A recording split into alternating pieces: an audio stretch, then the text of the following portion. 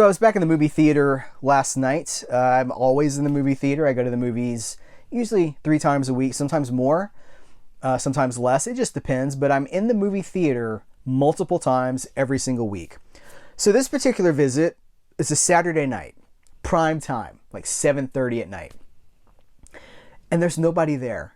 And there's never anybody there. You could be like, well, it was an isolated Saturday. There's never anybody there.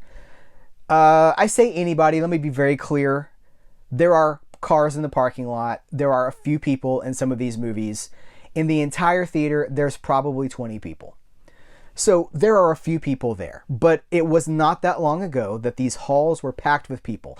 And that's what I took a picture of myself standing in this long empty hallway with all these movie theaters. There's the IMAX theater back there that nobody's in. And I post this to my social media feed and say, another Saturday night at the movies, not that long ago, these halls were full of people. And it got some traction. But most of the comments are blaming the decline of movie theaters on movies and on the theater. And that's one of the things that I want to talk about. By the way, this is an unscripted video. I'm just firing up the camera because I'm upset. And here's why I'm upset. I woke up today after all this, after taking the picture, posting it, and seeing all the like, well, it's because of this. Anti-movie sentiment is what it comes down to. So I wake up this morning to the news that one of my theaters in town, it's an AMC on the other side of town. I used to live over there. I saw many, many movies at this theater. Today is its last day. When the lights go out tonight at about 10:30, because the article said when the final screening ends at 10:30 p.m., that's it. That's a wrap on that movie theater. It's been in business for 25 years. And it's a multiplex, and they're going to convert it into a gym. And it's just devastating to me because I really feel like we are watching the death of art. And, you know, you could say, oh, well, there's other theaters, and there are, but how long are they going to be here too? And not only do so many of the movie fans that I talk to, again, I should put it in quotes, movie fans, I mean, they're throwing dirt on the grave. They're happy to see this happen. So that's, I just wanted to fire up the camera and capture this moment, capture this morning. I meant like morning as in like the dawn of the morning, but also like the morning of something that's been lost. MOURNING. Because I think that's what's going on is I am mourning the loss of cinema. And I'm mourning the lack of people in my circle that seem to give a crap. So somebody's going to say, well, this is because of Hollywood's lack of originality and the fact that they don't make good movies anymore. I mean, I've already seen it, but the picture that I posted, that's most of the comments. It's like, well, they don't make good movies anymore, or, well, they're too expensive. So I want to talk to you about both of those things because that's not true. There are facts to show you that that's not true. I don't want to date this video, so I'm going to be vague with this, but I wanted to see like, okay, what's actually playing at the theater right now? Let's talk about lack of originality. Well, there's 2 Disney tentpoles. One of them is a new movie. One of them is a live action remake. But even in that, that's something that's, if you want one thing, you got it. If you want the other thing, well, you've got that too. And let's be honest, as much as we complain about Disney and their just rampant commercialism and the way that they crank this stuff out, that's what people go see. Disney movies bring people out of their house and into the theater. And Disney's a babysitter, And some of the highest grossing movies of last year were Disney movies. In fact, somebody said something about, well, they should make more original movies. And I was like, okay, of the top 20 movies in 2024, 16 of them were reboots, remakes, or sequels. The other 4, so if people wanted to see original content, those would be higher up on the list. People go see this other stuff. Anyway, 2 Disney movies, right? There's a Robert De Niro movie. Movie fans love Robert De Niro, right? Or they did. Have we lost our... are we done with him now? Like, oh, you're old now. You have nothing to give us anymore. You're used up. Travis Bickle, no thanks. Take it to the house. Is that where we're at now as a collective movie fandom? There's a Steven Soderbergh movie playing. I loved it. I reviewed it. He's operating at the top of his game because he has nothing left to prove. This is the guy that did Out of Sight, that's my favorite Soderbergh movie. George Clooney, Jennifer Lopez, and that bass line, boom, boom, boom, boom. Ving Rhames as well. Oh, such a great movie. Ocean's 11, 12, 13. Steven Soderbergh. He's still making movies. He's just working outside of that huge tentpole whatever scene. So if you're like, well, they don't make original movies. How about the director of the Ocean's trilogy and Out of Sight making a spy thriller with famous people who are just having the time of their lives? And a Bond. Let's throw a James Bond actor in there too, because he's in there as well. Pierce Brosnan, right? I mean, come on. You want this. You say you want this, here it is. And there's nobody there. And it's not making any money at the box office either. There's an Anthony Hopkins thriller. Are we done with him too? Oh, you had your day. Okay, Hannibal Lecter, you've done nothing good since 1991 or whatever. Is that the attitude? I don't know. Seems like it. There's a feature-length Looney Tunes movie in theaters right now. The fact that this thing exists at all after almost being buried by Warner Brothers. You know, there's been this whole shakeup at Warner Brothers. David Zaslav comes in. He didn't want it. They were like, no, we're not going to put this out. It got picked up by somebody else. It's in theaters. Okay, there's a movie about Jesus. There's a religious movie about Jesus leading up to the Easter holiday. So if you're like, well, it's all about Hollywood and their liberal agenda, well, then here's a movie about Jesus for you. People aren't going to see that either. So this is the theme here. Is like, you ask for this, here it is. Are you going to go? No? Oh, okay. There's a Bong Joon-ho movie. So we got a foreign movie, foreign director, auteur, foreign cinema artiste. So that's there. There's a Marvel movie. You know, if you only want to go see the tentpoles, if you want to, I go to the movies to escape. Well, there's a Marvel movie.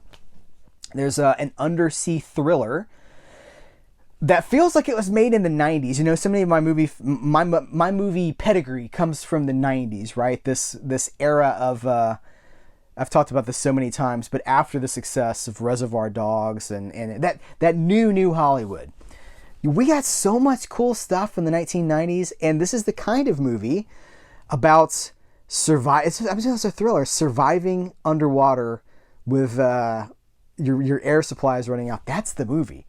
We're not interested in that, or we're gonna wait. We're gonna wait for Netflix. There's 2 indie horror movies. So the people who go support horror, #support horror. Here's 2 indie horror movies, but it doesn't have neither one of them have Nicolas Cage in it. So what's the point, right? The movies are there. The movies haven't changed. You changed. We changed. As we get older, this is very important. Listen to what I'm going to say here. As we get older, we get more rigid. We get harder. Our ability, our desire, our willingness to accept new things diminishes, and we seek comfort. That's why so many people lean on nostalgia. This is why you've got parents showing their kids the cartoons that they grew up with and guiding that path, because as we get older, well, the past was better, now sucks, so I'm just going to live in the past. But you used to not be that way. You used to be more acceptable to new things. And that's a challenge for me, because I've seen it. You can see it here on the channel. About 3-4 years ago, I really went through this, where I was like, I have got to start embracing newer things, or it's all going to pass me by. And I don't want it to pass me by. I love art. I love film. I love culture. I love creators. I better wake up. And you can see that here. It's in front of you in all these videos. Over 1,000 videos chronicling this embracing that I'm trying to do right now and looking for my people. This channel exists because I'm trying to find other people like me. But it really seems like 99% of the people watching this video would rather talk about slipcovers and bit rates and transfer quality of a disc than the movies that they're watching and how it makes them feel. What they're connecting with on an artistic level. What blows them away. You know, I use the term artistic level, but we don't have to put it in those terms. What are you enjoying? What cranks your tractor? What gets you going? What have you watched that's new lately that you actually enjoyed? And the problem there is a lot of people aren't watching anything new because they shake their fist at it. This is where movies all went wrong. Somebody said they haven't watched a new movie since the 90s in the comments of this thing. How is this the audience that I've connected with after all these years? I don't know what else to say. Now somebody's going to say, well, okay, so the movies are there, but they cost so much money, I just wait for them to come to home media. Okay, AMC, which owns theaters all across the United States, has the AMC A-list. If you have an AMC and you say you love movies and you're not a member of the A-list, what are you doing? It's $20 a month and you can see 3 movies every single week. That's 12 movies a month for $20. Now, in peak markets like Los Angeles and New York City, it's $25. I think even if you adjust that for some sort of inflation, it's an incredible bargain. And in just a matter of weeks, they're going to raise the program. It goes up like $1 or $2 in some markets. For me, it goes up a penny because I guess I'm living where movies die. And they're going to, instead of 3 movies a week, it's going to go up to 4 movies a week. So that's 16 movies a week. I'm sorry, 16 movies a month for $20? That's less than $2 a movie. Come on. You're going to tell me, okay, well, I don't have an AMC. Okay, Regal has a similar program. Every movie theater has some sort of a program to reward you for going to their theater frequently. If you only go see 1 movie a month or 1 movie a year, yeah, it's probably going to cost you $20 or whatever. But if you go more, there are these programs to make it worth your money. And this is the thing that I was doing when I thought I could make a difference. Because I stopped when I realized, well, nobody cares. They just want to complain. That's really what it comes down to. People don't want to change. They just want to complain. People would say, well, I don't have that. And be like, what's your zip code? I don't need to know where you live, but what's your zip code? And then I would find their closest theater and be like, hey, you've got a program. $20 a month. You can see all these movies. And never hear back. They don't, because that's not the point. The point isn't fix this problem. The point is I want to complain. I want to blame someone else for the death of movies because it's not my fault. It's certainly not me staying at home that's killing movies. Which is my last point of this video. This unscripted rant, I suppose, is responsibility. Whose fault is it? Well, if Hollywood, now listen, Hollywood ain't great. The studio system ain't great. It's a bunch of greedy fat cats smoking cigars in offices, probably planning to run for office in the near future, cranking out bazillion-dollar losses, projects that lose money. It ain't great.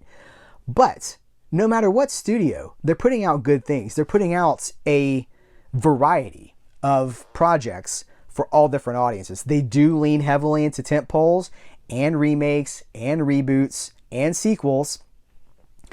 But I would argue that's because that's what people go see. People say, I want originality, but they don't support originality. If they did, we wouldn't be here. Studios respond to what makes money. Whatever makes money, they're going to do more of. So if you want to see original movies from talented directors that don't do a whole lot of stuff like they used to, when that comes out, you have to go see it. And if you don't go see it, you've contributed to the thing you're complaining about. You see that, right? You've directly affected the thing that you're complaining about. If I seem fed up, it's because I am. Again, I created this platform to connect with other people who love movies. And I have never, in my entire life, 30 plus years of movie fandom, seen so many people who say they love movies and then trash movies nonstop. No matter what movie I talk about, someone is not just unhappy about it, they're furious about it. Furious. So after all these years, all these videos, I still have I have a very small circle of people that I can talk to that are actually watching new movies. And that is very discouraging. And I am really at the point now where I'm like, maybe I've said all I had to say about it. Somebody asked me the other day to come on their channel and talk about the decline of physical media. And I was like, listen, man, there's nothing left to say. Physical media, new movies in the theater, it doesn't matter. People don't change. Ultimately, people don't care. They say they do because they want to be outraged about something, but they're not going to change. They're not going to support things that they want. They say they want this thing, and then you give it to them and they don't support it. It feels fruitless. It feels like talking to a black hole. Now, speaking of generalities, there are some of you who are genuinely film fans. I want to make sure that I acknowledge that. I do get a lot of, no, not a lot. I get, maybe 10%, 5 to 10% of the feedback that I get is pro movie. People that are also going to the movie theater and want to talk about how they enjoy these movies. But it's small, man. It's such a small contingency of this audience. And I just, listen.